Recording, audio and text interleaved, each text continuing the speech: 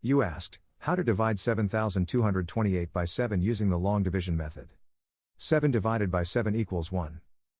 1 times 7 equals 7. 7 minus 7 equals 0. Bring down 2, making 2. 2 divided by 7 equals 0. 0 times 7 equals 0. 2 minus 0 equals 2. Bring down 2, making 22. 22 divided by 7 equals 3. 3 times 7 equals 21. 22 minus 21 equals 1. Bring down 8, making 18. 18 divided by 7 equals 2. 2 times 7 equals 14. 18 minus 14 equals 4.